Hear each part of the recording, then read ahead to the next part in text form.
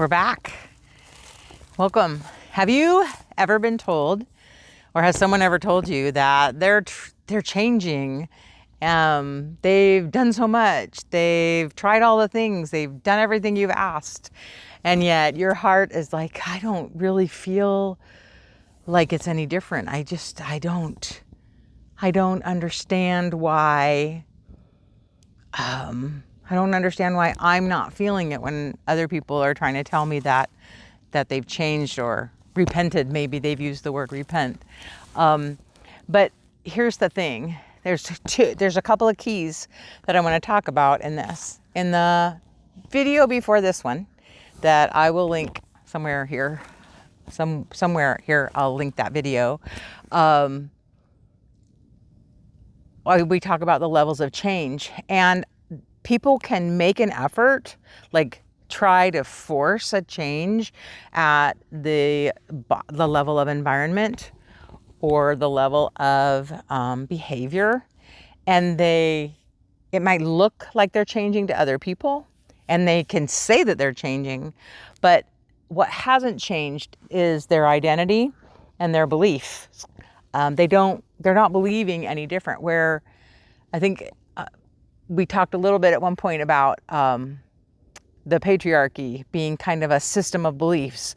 That's kind of, it's something that we pick up when we're really little, and we just sort of grow up in it, and it's just a part of our experience, and we absorb it and receive it without even knowing that we've done it. And it can really impact how we move in the world. And so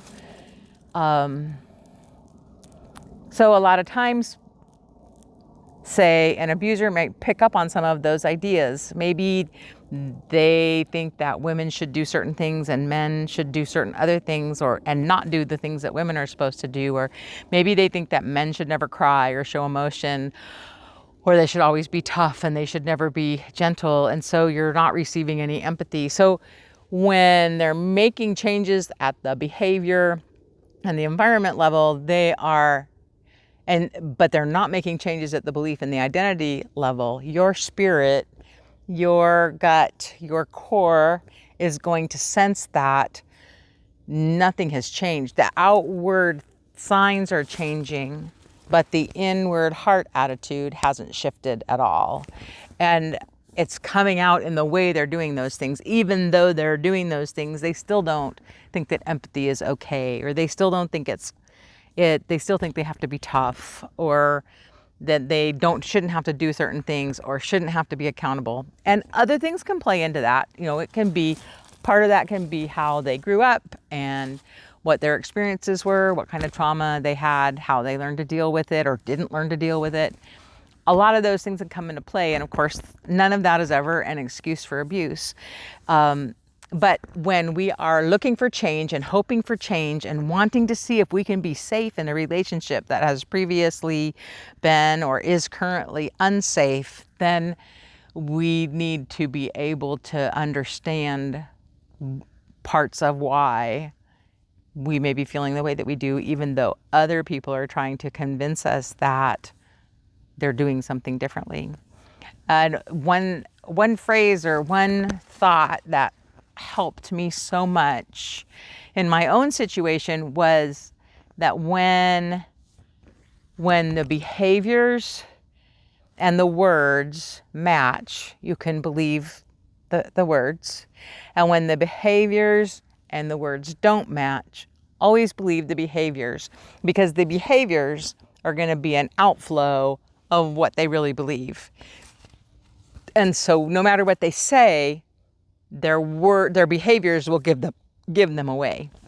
And those kinds of things you can take with you as you're evaluating, am I safe? Is he really changing? What's really happening?